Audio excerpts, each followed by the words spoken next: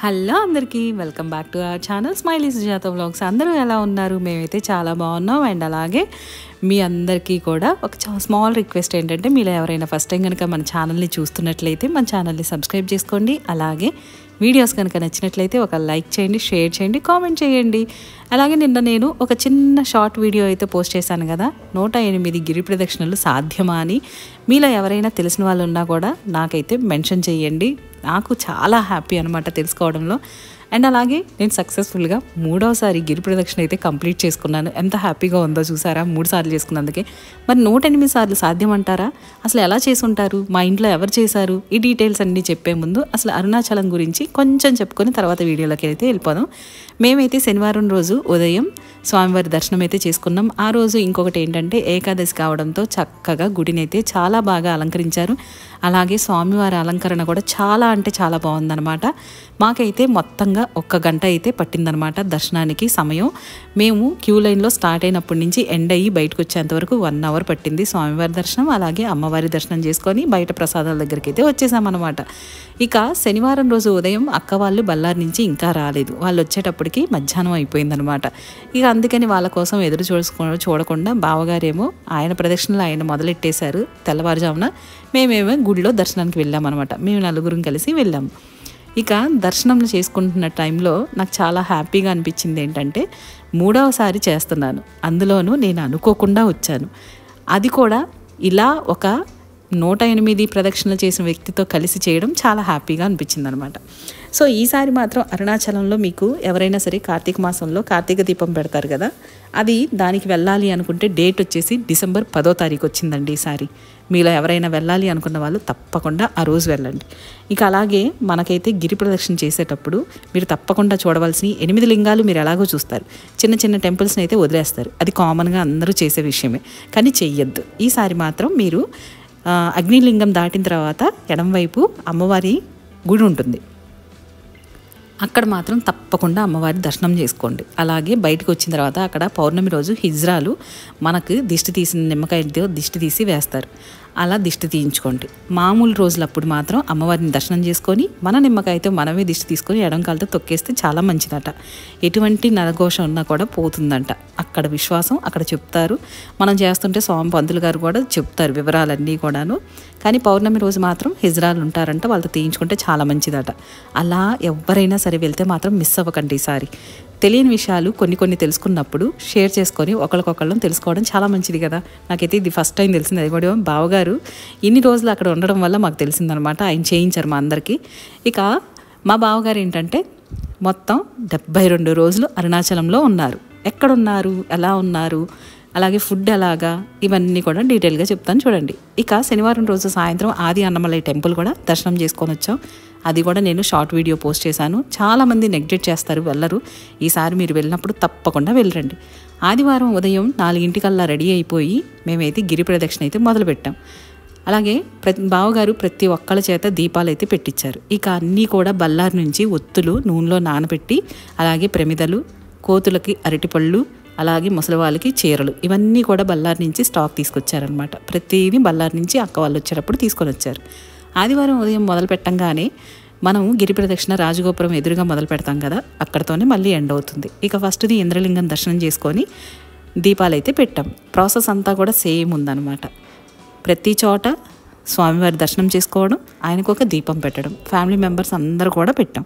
చివరి వరకు కూడా నేనైతే ఎక్కడ మిస్ అవ్వకుండా పెట్టాను. నేను, హేమంత్, మా ఆడపడుచు, అలాగే మా చిన్నబాగారు మోసుకెళ్తున్నారు చూసారా, ఆ బకెట్లోనే ఒత్తులన్నీ నానబెట్టారు. అలాగే మా వెనక మాలే కారు వస్తుంది.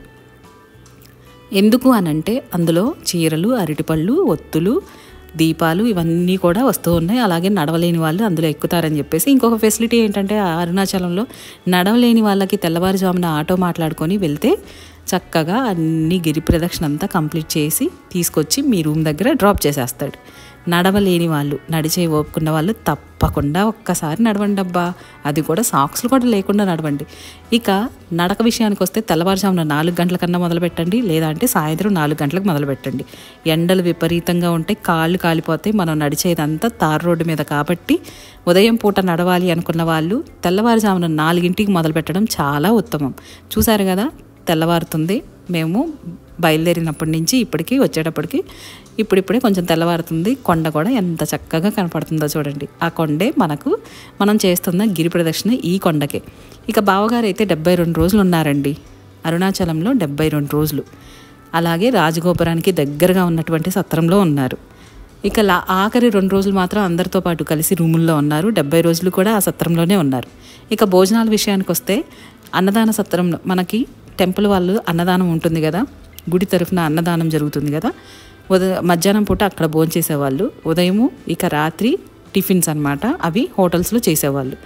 ఒక పూట స్వామివారి ప్రసాదం స్వీకరించి 2 పూటల రెస్టారెంట్లలో మామూలుగా హోటల్స్లో బయట టిఫిన్స్ చేసేవాళ్ళు అనమాట. అది మా బావగారు చేసిన విధానం. మీలో ఎవరైనా సరే చెయ్యాలి అని అనుకున్న వాళ్ళు, మనం చెయ్యాలి అనుకుంటే సరిపోదండి, ఆయన ఆజ్ఞ కూడా కావాలి. ఇక మెయిన్గా మీకు ఇవాళ ఒక ఇంపార్టెంట్ టెంపుల్ గురించి చెప్తాను. మీరు నడిచేటప్పుడు వాలమూరి గణపతి ఆలయం ఒకటి వస్తుంది. ఇది చాలా ఇంపార్టెంట్ అండి, మర్చిపోకండి.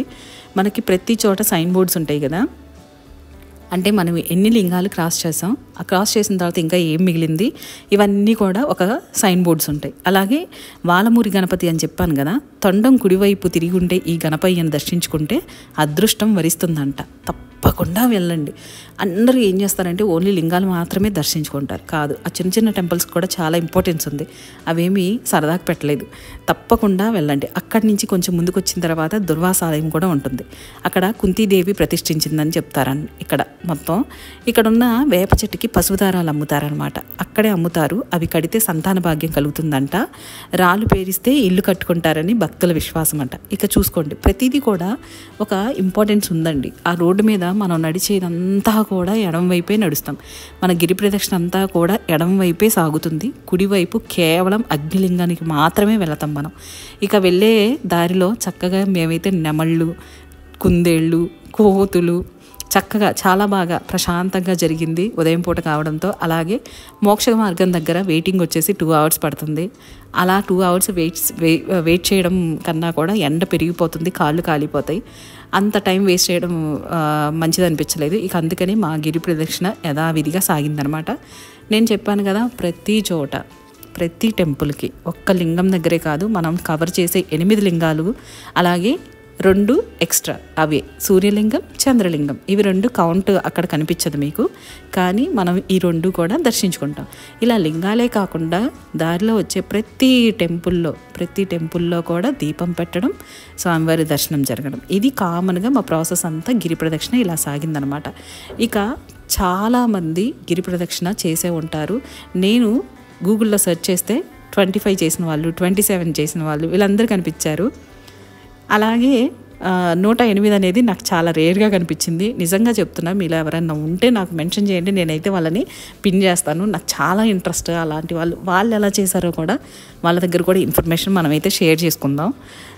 ఇలా మీరు ఎవరైనా చెయ్యాలి అనుకుంటే మీకు ఏ డౌట్స్ ఉన్నా కూడా అడగండి. అకామిడేషన్ గురించి కానీ, ఫుడ్ గురించి కానీ, ఇంకా అలా కాదు వేరేలా మేము ఎలా చేయాలనుకుంటున్నామని ఏ ఇన్ఫర్మేషన్ కావాలన్నా అడగండి.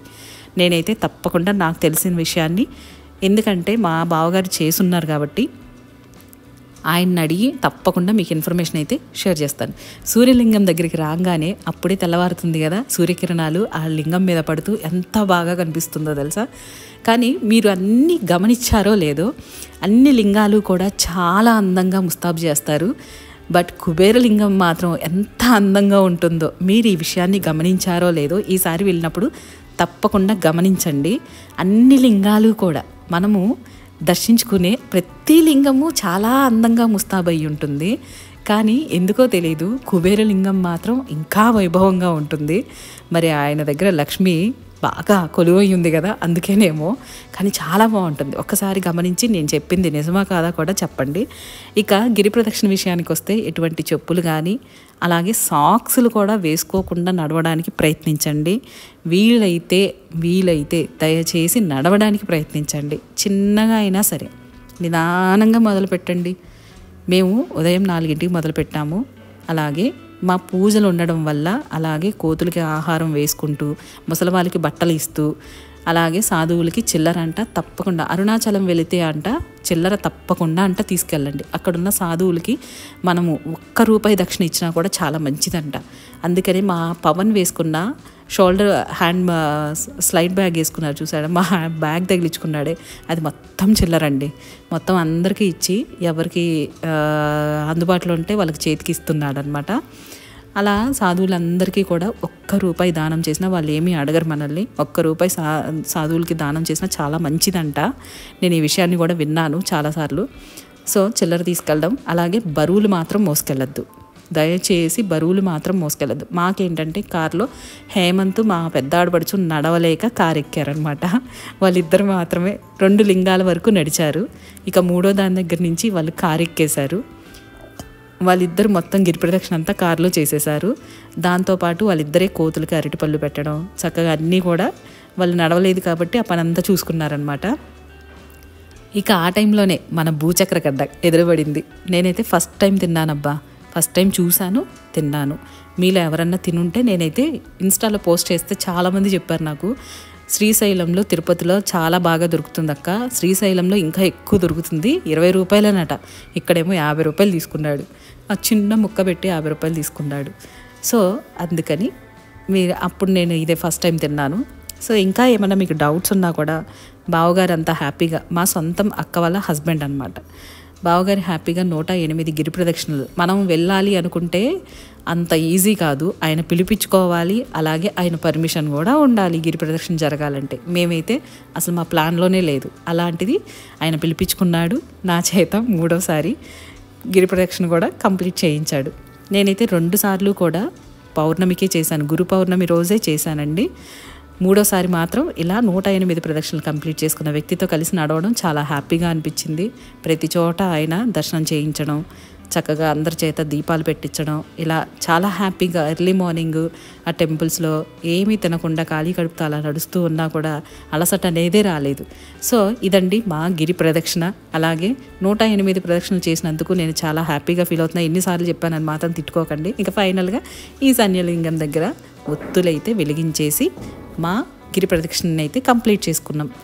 సో ఇది మీకు ఎవరికైనా ఏ డౌట్స్ ఉన్నా, ఏ ఇన్ఫర్మేషన్ కావాలన్నా ఒకసారి అడగండి. ఏ డౌట్ ఉన్నా కదా నేను చెప్తాను. మీకు ఎలా అనిపించిందో కూడా కామెంట్ చేయండి. Thank you.